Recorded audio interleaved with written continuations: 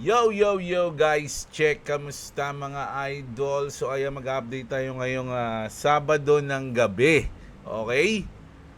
So, malupit mga news natin ngayon kasi merong mga goods, meron mga buds, mga idol, at meron tayong inaantay. Okay? Syempre, yung mga mangyayari sa mga susunod na araw, sa susunod na linggo, ayun yung mga magandang i-update natin na pwedeng mangyari. No, pero usually yung nakikita natin ngayon sa mga tinitignan ko sa mga news medyo puro negative yung global mga idol, medyo yung mga malaking company, medyo negative din sila ngayon. Pero usually yung ganitong moment, mga loads, ito yung mga moment na parang syempre, alam na, marami nang nagsasabi na bear market na, no? Marami nang nagsasabi na ganun. Ako kasi iba yung sa akin eh. Iba-iba tayo, mga idol, no? So, ako, hindi ko sinasabing bull market, pero andun na tayo malapit sa bottom. Okay, nandun na tayo sa range ng bottom. Ayun yung sa akin, mga idol, bago tayo mag-uptrend, no? So, mag-uptrend man, bumaba ng konti, pero yung for me, nandito na tayo sa range ng bottom mga loads, no? At pag mga ganito kasi, usually, puro mga bad news. Yun ang nangyayari, no? Ng mga balita, puro bad news, lalo na sa global. At sa mga institution din, mga company, no? So, titignan natin yan. Pero bago ang lahat, mga idol, syempre alam nyo na, sana palike ng ating video para everyday naman tayo nag-update mga idol, hindi kayo mahuli sa update natin. Syempre subscribe na rin kayo sa ating channel, okay? So ayan mag-update na tayo. So yung chart natin ngayon, andito tayo sa 1.31 sa XRP. Bitcoin natin ngayon, saan ang Bitcoin natin? 67k mga loads, no? So ayan ang ating chart, no? Tingnan natin yung ating position, ganun pa rin, positive pa naman so far. 40 and 25 mga loads, no? Alam niyo naman, syempre bukas sarado pa rin, no? Yung sarado pa rin. So hintayin natin mag Monday. Ano kaya yung pulse move Monday natin, mga idol, no? So, pababa kaya yun o pataas? Titingnan natin. Okay, so mag-news na tayo, mga idol. So punta na muna tayo dito. Ayan Sinalakay kasi mga idol So yung nung nakaraan, binakbakan ni Trump yung bridge. Tapos sinabi niya na, yung bridge na yan, umpisa pa lang yan, sabi niya gano'n. 'Di ba? Alam niyo na yung mga gagawin para hindi na matuloy ito dahil kung hindi pa rin kayo makikipag-deal sa amin, yung bridge, sunod dyan yung mga matitinding yung talagang masasaktan na mismo yung bansa, no, pag sinalakay ni Trump. At isa na nga to doon, yung Mobarak Steel Company, Iran's largest steel producer, has announced that all of its production lines have come to a complete standstill. Mga idol, no? So, ayan, check natin. Sabi niya, kailan daw nangyari. The footage shows the impact of a recent US-Israeli strike on Iran's Mobarak steel company plants in Isfahan. Multiple rounds of strikes hit the facility over the past week, with the latest causing fundamental destruction to key production units on or around April 1. The company announced a full production halt late yesterday, April 1, with operations now completely suspended. Tandaan niyo mga idol sa Iran walang internet din. Kaya kung napapansin niyo yung mga balita doon, medyo nahuhuli, mga lods, no? Kasi yung Tehran ata, maya yung blackout, no, tapos walang internet, so medyo yung news natin pagdating sa kanila medyo nadidelay. So dito April 1 pa pala tong sinalakay, 'di ba? So isa yan, no, isa importante din yan mga idol. Ano pa ba sabi dito? It's less than 48 hours to Trump's ultimatum to Iran: open the Strait of Hormuz or the power grid get destroyed, no? So ayun yung sinasabi ni Trump, i-open nyo na yan kung ayaw nyong magkandaleche-leche ang bansa. Iran has rejected every US proposal so far and seems to relish the opportunity to call Trump's bluff, no? Kumbaga parang sinasabi pa nila nagbabluff lang yan si Trump, no? Pero ayun, nakita nyo naman nung nakaraan yung bridge, ngayon ito. So what happened when April 6 arrived? Ito ata yung ultimatum ni Trump, no? Hanggang April 6 lang. Kasi 'di ba inano niya, parang nag-ceasefire ata siya ng 10 days ba o 5 days. And Trump orders strike on Iran's grid, sabi rito, no? 90 million people lose electricity. Iran retaliates on Gulf energy infrastructures, oil spikes, and Hormuz stays shut. This is what a war of attrition looks like. Each side taking a beating. Iran literally. Talagang yung Iran yung pinakakawawa. The US and the rest of the world economically, no, in the end, it comes down to who's prepared to endure the pain for the longest, not the smartest approach to diplomacy, mga idol, no. So ako, mga idol, no, kung ikaw yung namumuno, kasi syempre minsan yung pride, no. Kaya lang kasi kung isipin mo yung mga tao tsaka yung bansa, pag pinatagal ko ba to, makaka-recover pa yung bansang Iran, yung bansa natin, yung mismong Iran, makaka-recover pa ba? Di ba? So, ganun yung mga itatanong mo dyan, mga idol. Pero kung susuko na ako ngayon, may kipag-deal na ako, lugi man ako, pero at least masisave ko pa rin yung bansa o marami pang taong maliligtas yung buhay. Parang ganun, di ba? So, pipili ka lang. Ganun yun mga lods eh. Eh kung ayaw, yun, mangyayari talaga yung di inaasahan. Sabi nga dito, Iran's Prime Minister, are you insane? Stop attacking our nuclear power plant. Sabi rito, mga idol, no? After the Bushehr nuclear power plant was targeted for the fourth time today by airstrike, he quite rightly points out the hypocrisy of the West condemning attacks on Ukraine nuclear plant while pushing the button to launch missiles at Iran, no? So ito 'yun. Oh, ayan mga loads, no? So tuloy-tuloy pa rin yung bakbakan diyan. Ito nga, oh. Iran has reported the power outage at all its petrochemical facilities in Mashhad. Ito na 'yun ata, no? Ito na yung sa Mashhad. Sana. City as a result of today's Israeli strikes, no?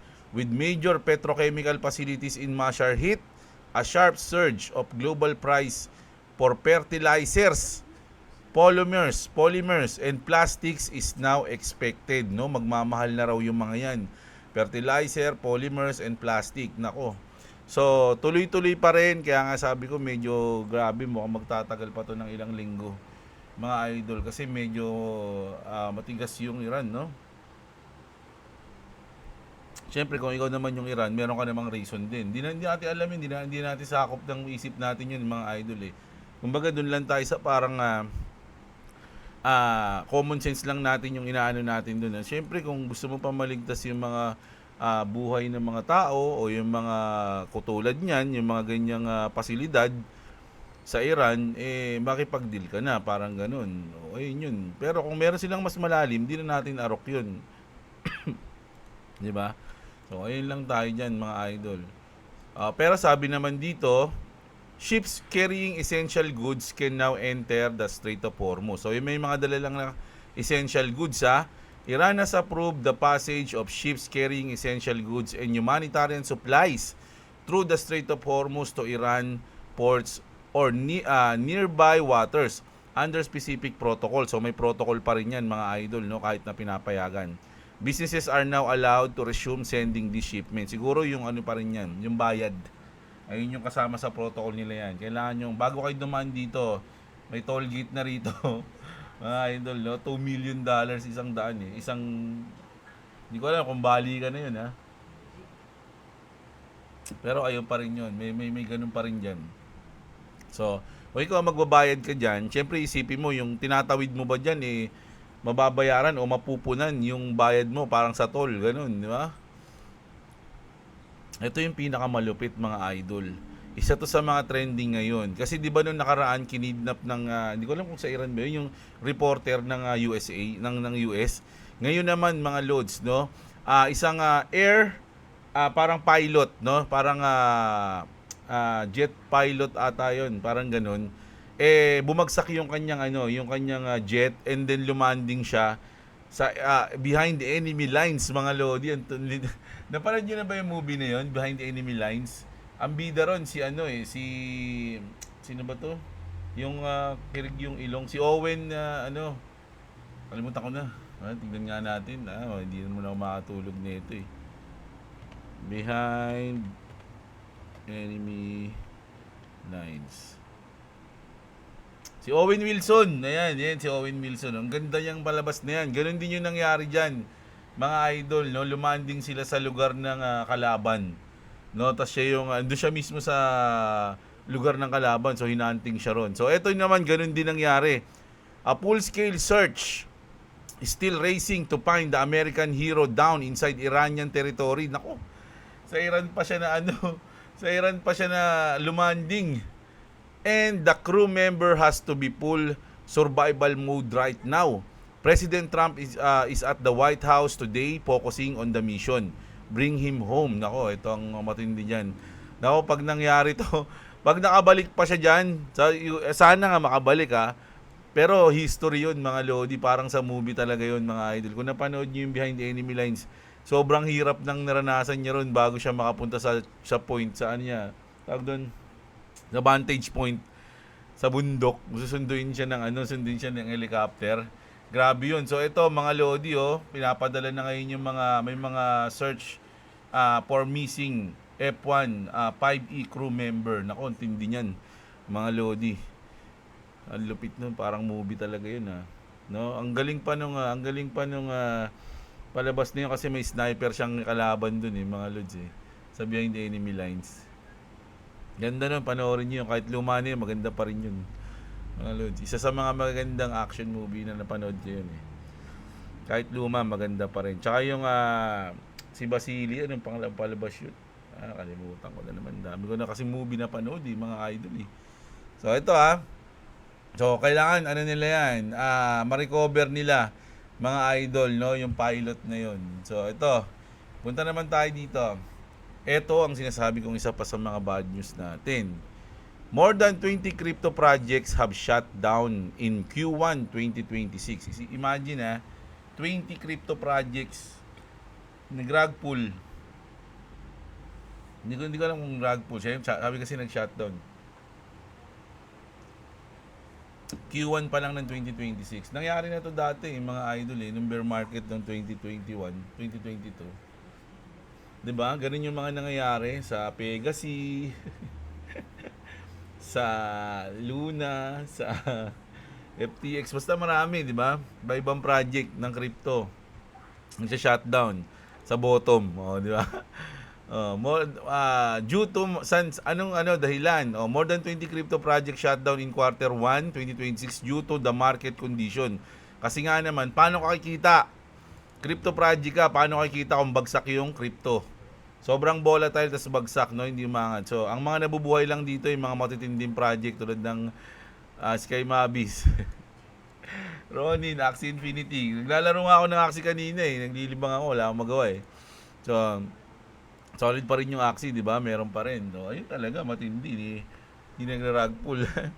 Some notable closures include, ito na yung mga yon, no? Yung Magic Eden Wallet, yung Leap, yung D-Mail, Step Finance, Zero Land, Milky Way, and Fantasy Top, which will sunset its core mode in mid-June, no? So, ito lang yung isa sa mga benteng nag-shutdown ngayong quarter 1. The list highlighted by DeFi Scribbler signals that projects cannot keep up with the early bull cycle they launch with. Kasi parang nag-launch sila bull cycle nung nakaraan, di ba? Nung umabot ng 120 plus yung Bitcoin, doon sila nag-launch tapos biglang nag-drop. Di ba? Lugi agad mga idol. So hindi nila kinaya at ayun, nag-shutdown. Mga Lodi, no? Ito, sa tingin ko ito, medyo maliit na good news. Kevin Warsh, ito yung papalit kay Jerome Powell. Senate nomination hearing for Fed Chair has been scheduled for April 16. Di ba? April 16, isa na siya parang legit na siya na ino-nominate, no? Na siya yung papalit kay Jerome Powell na matatanggal sa May. Alam ko May yun. No, so ayun mga lods. Kasi hindi ano kasi agad yun mga idol Hindi naman kasi pwedeng pagtanggal kay Jerome Powell o pag-retire ni Jerome Powell saka pa lang mamimili. Di ba? So ang kasi doon, advance na meron ng mapipili para mapaghandaan niya na ma-review niya na yung mga iiwan ni Jerome Powell, pag-aaralan niya na yung mga nasa office ni Jerome Powell kung ano i-continue niya. Ganun, di ba? Kaysa naman yung pag-alis ni Jerome Powell doon, kakaupo niya lang, sa kanya pa lang pag-aaralan yung mga gagawin niya, di ba? So hindi ganoon. Kaya medyo advanced sila, di ba? Tapos ito, good news to mga lodi. Si Jack Dorsey, kilala niyo ba si Jack Dorsey? Si Jack Dorsey yung mga idol, no? Yung isa sa mga developer ng Twitter na binili ni Elon Musk. Basahin na natin dito. Jack Dorsey Technology Company Blocks announced today new Bitcoin POSIT website btc.day that goes live on April 6. The original in 2010 gave away 5 Bitcoin to every site visitor promoting education. That would be 350,000 today, sabi mga lodi. No? So parang namimigay sila ng Bitcoin eh. Sabi rito, ano ang nangyari? Inanunsyo ng kumpanya ni Jack Dorsey na tinatawag na Block ang pagbabalik ng Bitcoin POSIT. No? Isang website na nagbibigay ng libre na maliliit na halaga ng Bitcoin sa mga tao. Kailan magsisimula? April 6 daw mga idol, 2026. Sa Bitcoin Day, sa BTC Day. Ay, di. Ayan o, BTC Day. Oh. Ito pala yung website ba to? Check na natin. Ito. Ayan o, may ano pala rito, may countdown eh. Ayan, may countdown. BTC.day, okay? May $1 million na pool ng Bitcoin na ilalabas nila para sa kampanya na ito. Ano ang layunin? Hikayatin ang mga bagong tao na subukan at matuto tungkol sa Bitcoin para sa marami ang gumamit nito araw-araw. Ano ang original na Bitcoin POSIT? Noong 2010. Noong 2010, may isang developers na nagngangalang Gavin Andresen na gumawa ng POSIT. Nagbibigay ito ng 5 BTC sa bawat bisita gamit ang CAPTCHA para maiwasan ang spam. No? Dati may ganun yun eh. Magka-CAPTCHA ka lang, magkakaroon ka ng Bitcoin. Yeah, yung mga dati pa yun. Noong panahon na yun, halos walang halaga ang 5 BTC, mga pennies lang. Ngayon, 2026, ang BTC na iyon ay maaaring nagkakahalaga na ng higit $300,000 hanggang $350,000 kada isa. So, ito pa rin yung sinabi niya na yun, no, mga lodi. Ipinapakita nito kung gaano kalaki ang paglago ng halaga ng Bitcoin sa loob ng 16 years. Ano ang pagkakaiba ngayon? Hindi na sila magbibigay ng malaking halaga tulad noon dahil mahal na ang Bitcoin, syempre naman. Magbibigay sila ng maliit na Satoshi. Yung Satoshi lang yun mga lods. Ang pinakamaliit na unit ng Bitcoin para lang matuto ang mga tao kung paano gamitin ang Bitcoin.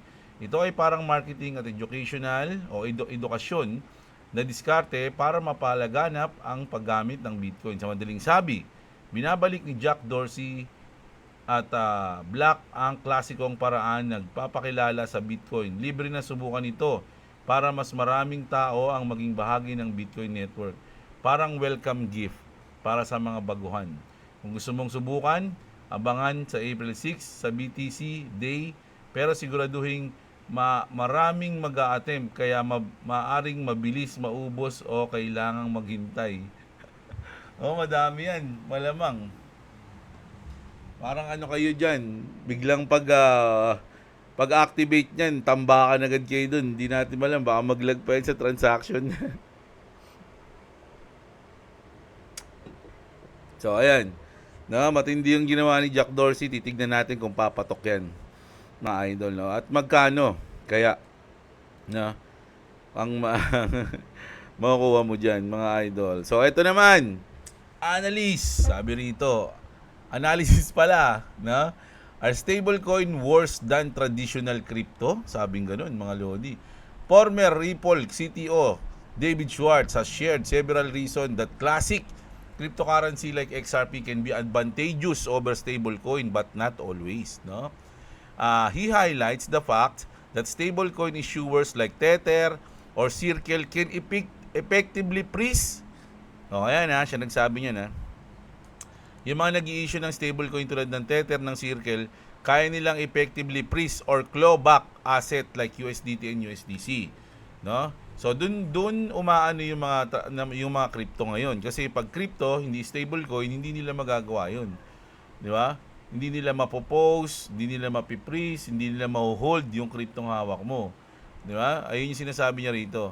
He also points out lack of appreciation on fiat denominated assets with currencies like USD and GBP losing value over time. So ayan, yung mga fiat money na kaya nga tumataas yung inflation natin. So ito naman, gusto ko lang tagalugin to kasi medyo mahaba, no. Narito ang buod. Sa Ripple ay nagproseso, si Ripple, ulit, take to direct. Si Ripple ay nagproseso ng 13 trillion na halaga ng corporate payments noong nakaraang taon. No? Ngayon, sa unang pagkakataon na isama na ang XRP at RLUSD ng direkta sa kanilang treasury management system. No? So kasi dati mga idol, yung Ripple is imagine na proseso ng Ripple yung 13 trillion dati nang hindi pa nakakasama yung XRP at RLUSD.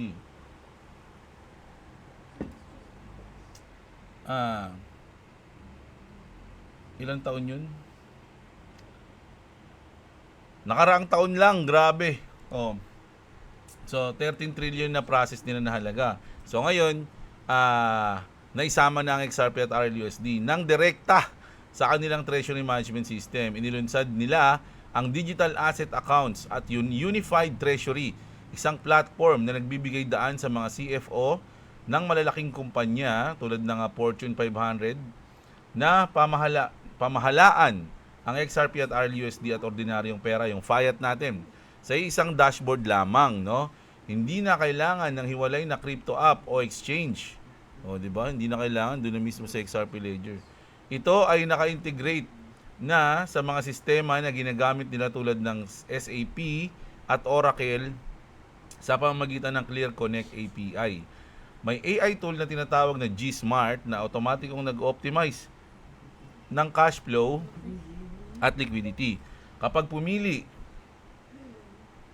pumipili ang kumpanya ng pinakamabilis at pinakamurang paraan, madalas na mananalo ang XRP laban sa traditional sweep dahil seconds lang ang settlement sa XRP Ledger. Kung kahit 5% lang ng 13 trillion na volume na iyon ang lumipat sa XRP, magiging 650 billion na taunang daloy sa network.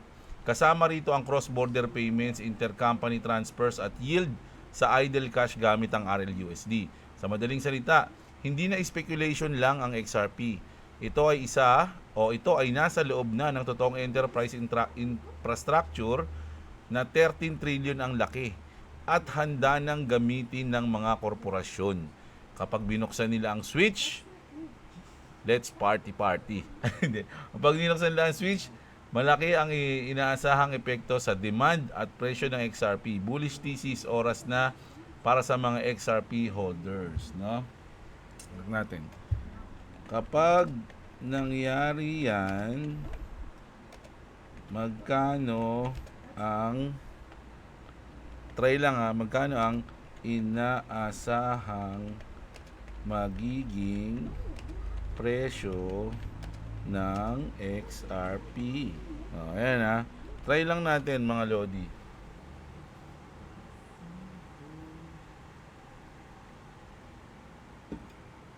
Kung mangyayari talaga na mag-migrate ang 13 trillion na treasury payment volume ni Ripple sa blockchain, no? Ang XRP bilang bridge asset o on-chain liquidity, narito ang realistic at conservative estimate sa inaasahang presyo. Realistic lang to o conservative. Kasalukuyang sitwasyon, nasa 1.3, medyo mababa mula sa nakaraang buwan. Sa 5% adoption lang, 650 billion taunang volume ng XRP. Ito ang madalas na binabanggit na minimum bullish case sa mga analysts. Hindi agad magiging $10 dahil maraming factors di ba? Velocity, competition mula sa RLUSD, kailangan ng regulatory. Inaasahang presyo sa ganitong senaryo, conservative base case $3 to $5, no? Kung unti-unti lang ang adoption at may stablecoin competition, no? Moderate bullish $6 to $10, no? Kung 5% ng volume ay talagang dumaan sa XRP bilang bridge plus ETF inflows at mas malawak na enterprise use. Super bullish daw, mataas na posibilidad kung full migration plus bull market $15 to $25, no? Ito ang nasa ilang modelo na mag-uugnay sa malaking payment volume presyo tulad ng etc. May mga extreme prediction din tulad ng $200 o kahit $266 pero hindi realistic sa maikling panahon dahil sa sobra-sobra ang volume na kailangan at hindi naman lahat ng 13 trillion ay magiging pure XRP demand. So ayan ano magiging driver para tumaas talaga? Pagpasa ng Clarity Act, actual migration mula sa fiat, mas mataas na adoption rate, bull market sa crypto overall. O ayan ayan, babala sa mga rapper na hindi gagalang, nakalagay nyo. Hindi. Ayan no? So, posibleng 3x hanggang 10x plus sa loob ng 1 to 3 years, depende sa bilis ng rollout. Kung gusto mong, hindi, basta yan mga lods, no? Dito lang yan sa news na yan. No? Syempre meron pang ibang mga pwedeng maging catalyst yung XRP. So, isa lang to sa pwede niya maging catalyst na pwede siyang maging ganito yung presyo niya, di ba? 3 to 5, 6 to 10 or 15 to 25. So ano lang yan hindi yan 100% mga lodi, baka mamaya maniwala kayo So ayun lang yan mga idol, no? Tinitignan lang natin kung ano yung mga pwedeng maging mangyari, okay?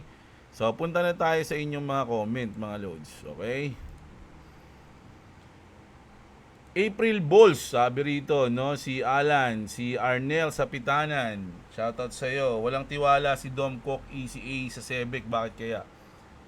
Hindi ko alam mga idol kasi yung mga yan, yung mga si Dom tsaka si yung magkapatid, ano yan, XRP Army yan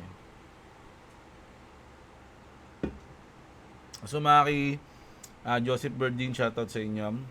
Carne Norte. Bakit sa wall ko sa Xtol Jeblo puro Burnett nakikita ko? Samantalang puro pinalo ko. Yung lang naman na page ay puro related sa crypto. Ito yung gagawin mo. Pag nandito ka sa home, ayan nakalagay for you tsaka following. Kung gusto mong makita lang yung mga post na mga pinapollow mo, dito ka sa following. Click mo yung following.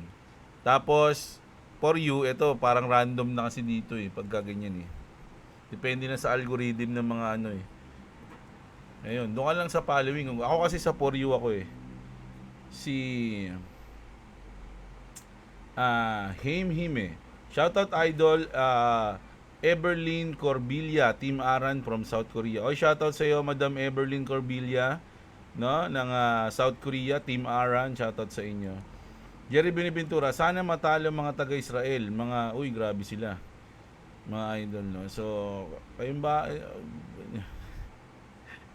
baka ma-minus tayo sa langit. Yan lang mga idol, no. Huwag tayo mag-wish ng kasamaan sa ibang tao.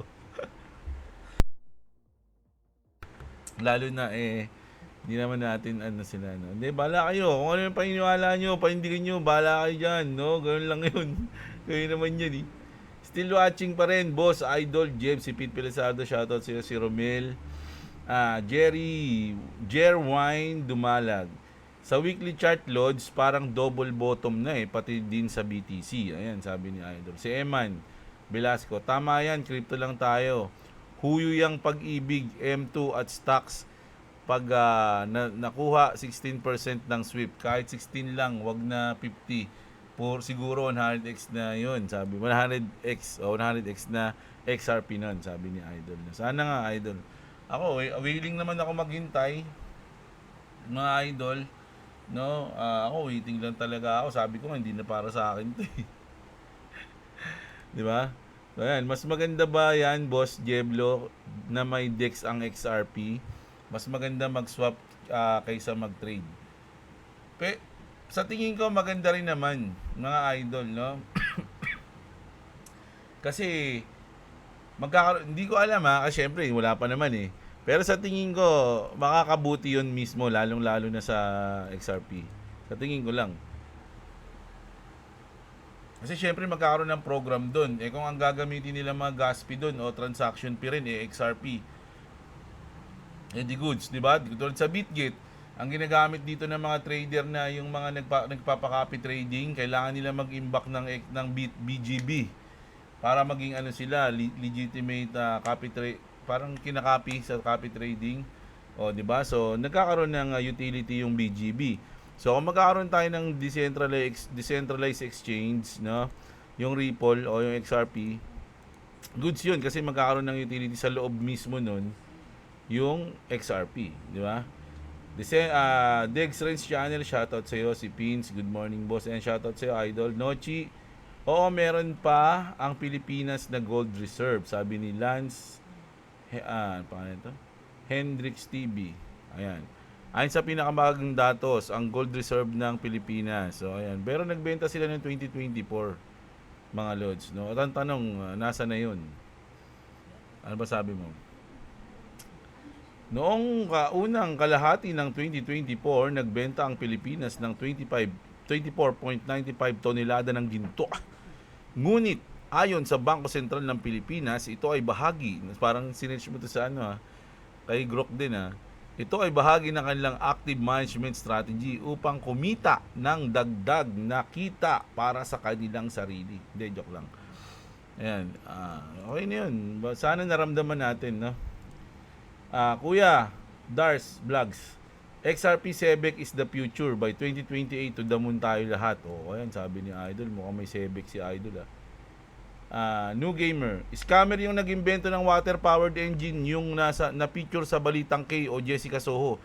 Hindi ko na matandaan yun, mga lods kasi sa tingin ko sobrang tagal na yun. Hindi ko alam kung high school ba ako nun o college. Nakalimutan ko na Ang tagal na nun Ang totoo, yung nag-imbento ng salt water lamp na in-interview pa nga ni Barack Obama. Ayaw nga lang nung inventor na mapatent ng mga corporation. So, ganoon talaga yung pag may na-imbento ka kasi, mga lodi, it's either, napapanood niyo yung mga yung palabas nila Mark Cuban ba yun? Yung parang mag-aano ka sa kanila, papa-sponsor, parang ganoon. Pupondo ang kanila pag may maganda yung invento mo o yung business mo. Parang ganoon yun. Kaya lang kasi yung mga invento na babago na sa mundo. O sa takbo ng normal na natin everyday, ayun na yung hindi parang sa tingin ko na bibilin. Bibenta mo ba sa akin yan? Parang ganun yan Benta mo sa akin yan ng gantong halaga, ako na mamahala niyan. Tas ayaw mo, anuhin ka nun. Gigipitin ka. Gagawin nila lahat ng paraan para magipit ka. Kakasuhan ka o kaya i-issuean ka ng ganito, ng ganyan. So, ganun yung mga napapanood kong sa YouTube yung mga naka-imbento ng mga magagaling na bagay. Tapos ayaw pumayag ng mga big time companies. Ginawa nila, ginipit nila. King Shangsheng, shoutout sa'yo always yan. Si Mr. Ads pala, sorry. Sela Bila, si Bibo, hindi makaya ng Coinbase ang Clarity kaya sila na lang nag-adjust kasi nagbangko na rin sila, no? Si Red Senotech, boss, hanap ka balita kung totoo na ba sobrang dami nating oil reserve. Paano tayo magkakaroon ng daming oil reserve? Wala nga tayo dito. Ako na, sa tingin ko, hindi madami yung oil reserve natin, Idol. Wala pong binenta ang Pilipinas na gold reserve. Meron nga, Idol. Sino ba to? Si Helperanza. Meron na nga sinagot ka na ni Lance Senbricks, Search mo sa Google. Tama, Boss Jeb, kasama na ang SEBEC sa ISO. Yun, alam ko kasama na Naka-hold din ako ng SEBEC, boss. By 2028, $1 na yan, sure win. Ayan, Dex Renz Channel, shoutout si Miao. Sana may linggo ng pagkabuhay sa market mo. Linggo ng pagkabuhay. Pag tumaas yung market bukas, linggo ng pagkabuhay yun. Nabuhay yung market natin. Kapag di bumaba, patay tayo. Ano pangalan? Linggo ng pagkalugmok. Mabel Sambales, shoutout sa'yo, Idol. Si Jack Slater. Si Skylab, mag-upgrade ang Turkey. Ayan, sabi ni Idol. Napin natin yan bukas. Si Peng Kalag, shoutout sa'yo. Ferdinand Sir. Si Disley. Si Clabis. Ayan, sabi niya, binenta ng gobyerno natin yung gold ng bansa kahit walang crisis, pero saan napunta yung pera? Ayan, saan nga napunta nga naman? Wala nga namang crisis doon. Di ba?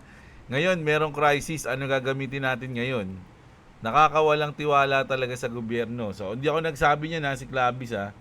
Baka sa Bitcoin ilalagay ng Turkey yung gold nila na binenta nila or ipangbibili nila ng langis. Pwedeng ganun kasi ayaw nilang mapag-iwanan. Siyempre kailangan nila ng pondo ngayong crisis. So gagamitin nila yon para hindi sila magipit. Ganun lang yun mga loads. No?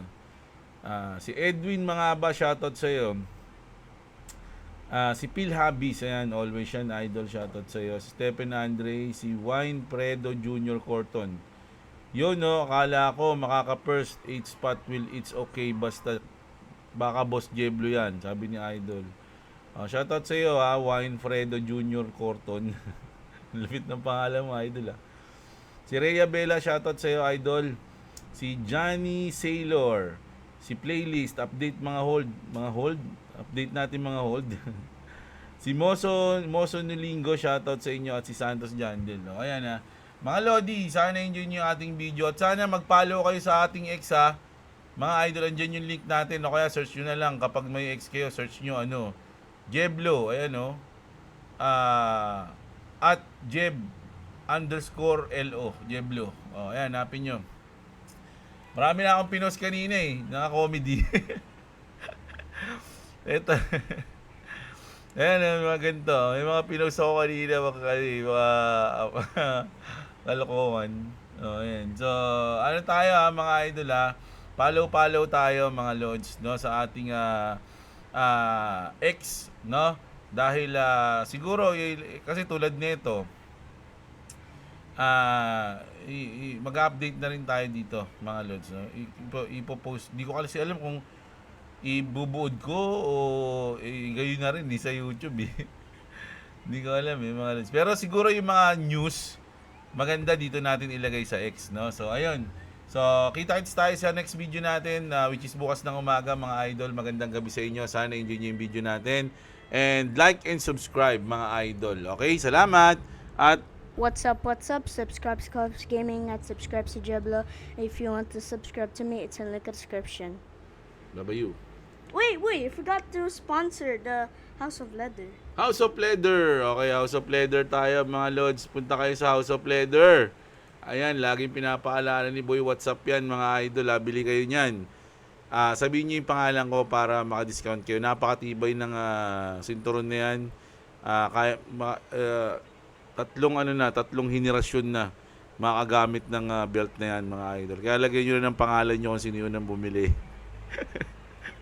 Ay mamanahin nyo na yung belt na yan, no? At yan, tumatalab yan sa kahit saan, kahit sa multo, sa kaluluwa, mga idol. So, bilhin na kayo nyan, okay? Sabihin nyo yung pangalan ko, Jeblo, para magkaroon kayong discount, okay? So, ayun. What's up?